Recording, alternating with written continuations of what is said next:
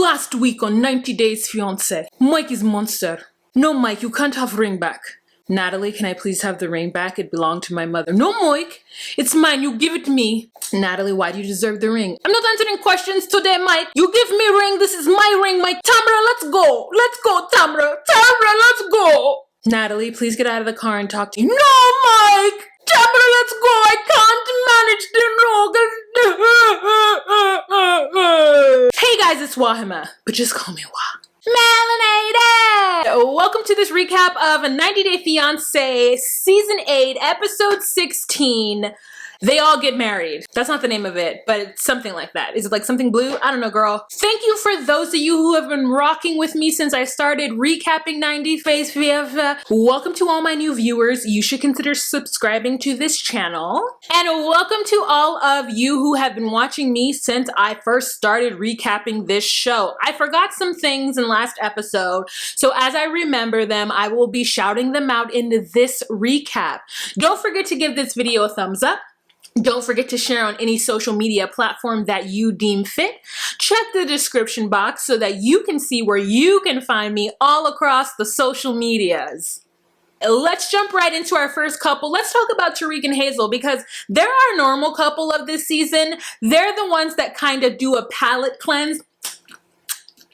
You guys, this is a beautiful wedding. I cried because Tariq is so nice to me when I make fun of him. I feel like he's my homeboy. Start off this episode, or at least the very first thing that I can remember, is Hazel getting ready, and girl, she got her a black girl hot comb in that hair. You see, you feel me? You seen it. Took the piece of hair, flattened the roots, and then clipped it on and did the little thing. And then we have Tariq, and he's at home getting Ari dressed. He's got her all set up. She, probably doesn't really understand what's going on, but she's game. And then he gets himself ready. Then he gets to the venue and he has to set up chairs, a tower, a Corinthian column, girl. He has to do so much before this wedding, and he just wants to make it a nice wedding for her. This is her first marriage, and they're both really excited about it. She pulls up in a limo. I don't know what kind of car is it because it's fancy. It's a Maserati, perhaps. So she's rolling up with the squad. She's got Tia, Angela, the homegirl she just met, and she's getting the Zoom ready for her family to view. It's 3 a.m. in the Philippines, and so she just wants to make sure her parents are good. She's a little worried that they may not show up because they may not have accepted the fact that she's bisexual. But they show up, girl, and it's all good. She's got something blue on, and it's some cute heels. 1 foot, 2 foot, left foot, blue foot, girl. They have to guide her out of the limo. She walks up. Immediately, Tariq starts to cry because he's like, she's so beautiful. She's an angel. I don't deserve her. And he loves her. They're Tarzol for life. For life! So they exchange their vows. It's really cute. His mother is on Skype. His other brother, Dwayne, shows up. He drives all the way, or he comes all the way from Salt Lake City to support because him and Dean are dead to each other at this moment. It's a beautiful ceremony. They've got Ari in between them holding hands, and I couldn't have asked for anything more. They jumped the broom, girl, and I lost it. I just felt like when Angela said, girl, that the slaves weren't allowed to get married, so they jumped the broom into the land of holy matrimony, girl. I'm feeling it right now. For Tariq and Hazel. Okay, so the next couple that we are going to talk about is Brandon and Juvia. So we begin this episode with the two of them outside, and it looks like Juvia is creating her bouquet. And girl, she is upset. She is like, Brandon, you not help me, Brandon. So if you could help, hold 2 hands, Brandon. I'm not married forever. If divorce, I'm not stay. And he's like, are you threatening me with divorce before we get married? And I was like, hold up, Andrew. Yeah, I said, Andrew, calm down with being extra. You know what she's trying to say. She's basically saying, right now you ain't doing shit. You ain't helping me do nothing. It's me and Betty trying to put this wedding together. I'm telling you right now, yeah, we're getting married tomorrow, but if you don't change, don't think that I'm in this forever because I'm okay with divorce. We can get divorced. And I said to myself, you know, Julia, you need to put all your cards out on the table. I appreciate it. He then says something cute. She almost starts to cry. They make up. He promises that he's going to do more to assist her. That evening, he decides that he's going to take her to the spa. So he surprises her with a bubble bath. They get in the tub and they have a good time. The next day, he's a little nervous. He's like, oh my God, this day is actually happening. And Betty wants to make sure that everything is good, but she's tearing up too, girl, because she's like, that's my baby boy. No matter how old he is, he will always be my baby boy. And Ron's like, I'm here too. She's like, yeah, but he will always be my baby boy. They're driving to the venue and Brandon's getting a little bit nervous. He tries to make a joke at Julia talking about, are you going to be mad at me because if I don't cry? No, what you talk about? I don't care. I'm trying to get Zoomed together for my family. Shut up, Brandon, drive. She's got on a short dress and possibly some Converse, and he's got on a cute blue suit. Betty is there doing the Lord's work with the camera girl. I mean, Betty's getting all the angles, child. Pop Joe is there, which I believe is Betty's father. And he says that it's so wonderful to see his first grandson get married and that, you know, he was looking for wives for Brandon too. So he's very happy that Brandon has found him a beautiful wife. They exchange vows. He does it in Russian, which you can tell he kind of doesn't want to do. But at the end of the day, she puts it on 11 by 17 piece of like cardboard, has it written out in Russian for him to repeat so that her family can understand. And he's like, I don't know if I'm going to do this right. It's like, duh, Brandon, we know. Just read it. It's a sentiment that counts. She does hers in English. Everybody is crying. It is a wonderful ceremony. It truly is. And they walk off hand in hand. And I'm very happy for Brandon and Julia. Congratulations. The next couple that we're going to talk about, I gotta give me some air, girl. It's hot. Is Jovi and Yara. All right, so Yara wakes up on the best side of the bed today, okay? She has had a really good evening with Jovi. They had a romantic room service night, which is just all that I could ever ask for out of life. The next morning, Jovi's down at the blackjack table losing money with his friends. Yara shows up. They teach her how to play. She says that she's too dumb to learn how to play. She's feeling really good. She kisses him. She's showing affection. It's a different side of Yara that we've only seen maybe once or twice throughout this entire season. So the next segment is they go with Gwen to get the ring, and Gwen's like, Jovi, what's the point in buying a cheap piece of jewelry right now? It means that the wedding doesn't mean anything to you. So go on ahead and spin the coin and get your girl a good wedding ring, and that way your wedding will actually mean something. And I said, go ahead, Gwen. Go ahead and make that Cajun boy spend some dough, okay? So he buys her a ring that's, I think, $1,000 to $1,200. Not too bad. Then he gets himself a ring and acts like he does not care, girl. He's like, titanium, whatever, put it on, it fits, it's good, let's go. Jovi then goes and gets a tux with his best men, his friends, and his dad. And his dad is such a negative Nancy. I mean, the dad is basically like, Jovi, are you sure you want to do this? And Jovi's getting annoyed. He's like, why is everybody saying that to me? Yes, I'm sure.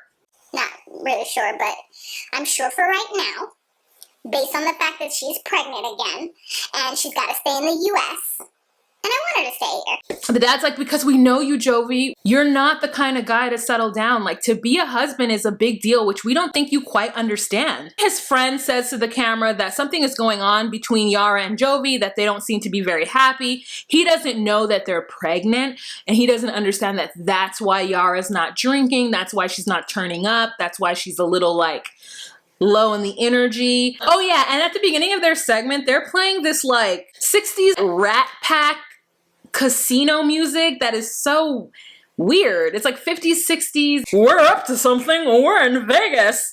And it's black and white and big ass cars. The next marriage that we have from this episode is Rebecca and Ziad.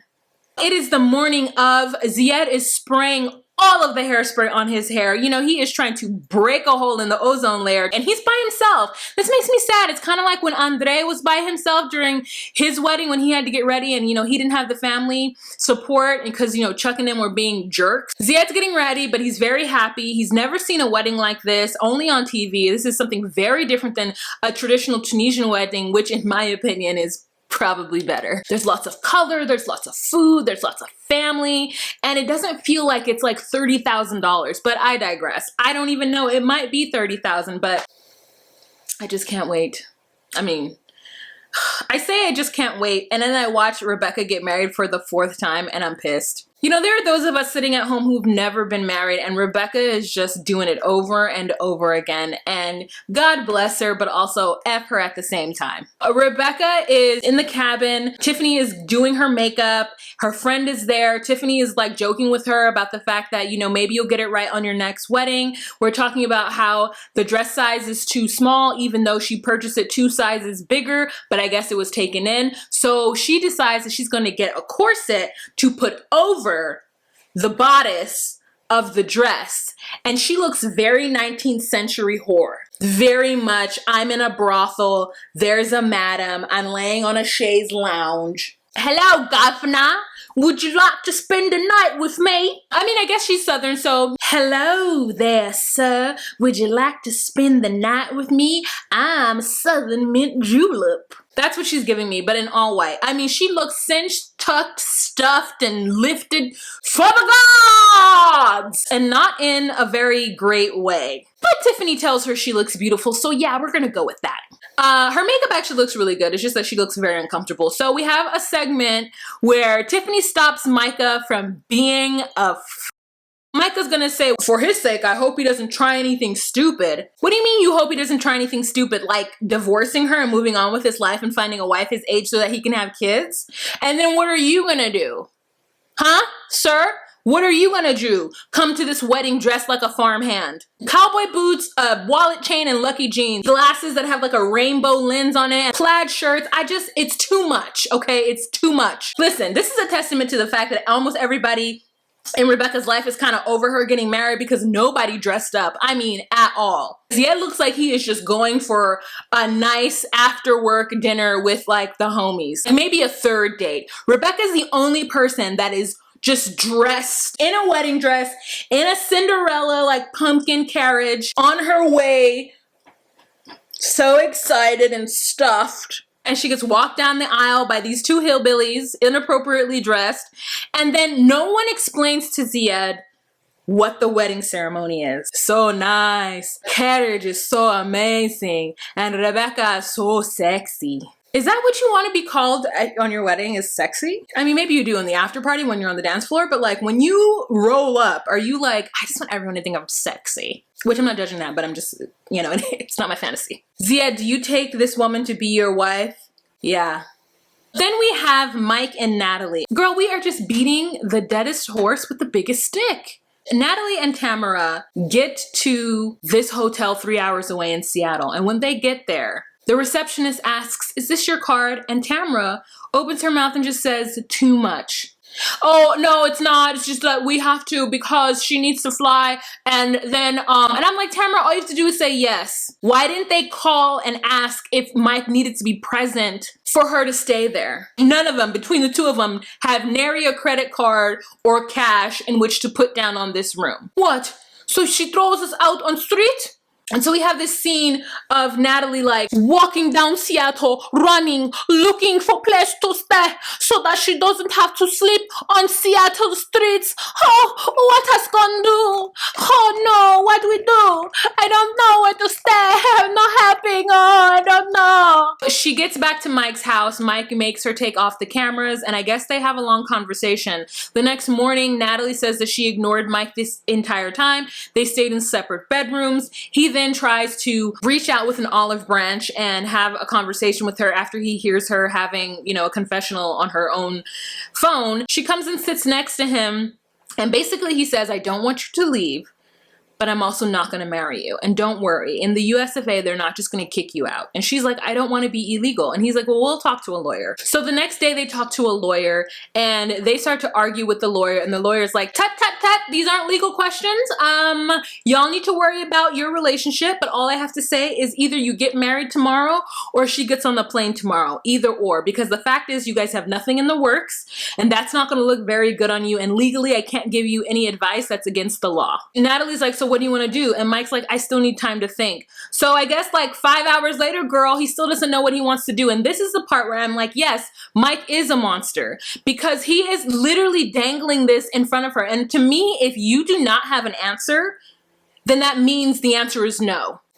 You can't just sit back and keep saying you don't know what you're going to do and you don't know this and it's hard and you can't answer that question. Like, the reason why you can't answer that question is because you're scared of the answer, because the answer is not what Natalie wants. It makes you look bad. And you should have sent her home 2 weeks ago, regardless of if you were going to miss her, regardless of if you were going to regret it. Err on the side of the person that you supposedly love being comfortable and happy. I do wonder, however, if she ended up giving him back the ring since she's sitting up in his house for an extra day or two. So that is the end of this episode, you guys. If I missed anything, please leave it down below. Let's have a kiki and a conversation in the comment section. Don't forget to share this video on any social media platform that you deem fit. Give this video a thumbs up, show your girl some love, and stay on YouTube and watch the videos that are linked at the end. And have a fantastic week. Remember to be you, be true, and find your place. Bye. So here's what I'm going to do right now, in case you guys wanted to know. I'm going to wash my makeup brushes and my sponges, and then I'm going to wash the bathroom down, and then I'm going to take a shower and a bubble bath. I'm going to take a shower to wash my hair and to like wash the first layer of dirt out, and then I'm going to lay in the tub with my LED candles, my flameless LED candles, and it's going to be a whole mood, a whole ambiance. And then tomorrow I'm going to get up and I'm going to edit this video and Seeking a Sister Wife, and I'm going to have the rest of Monday to chill. Girl, she was on it this weekend. This was a good weekend for her. She got all the stuff done.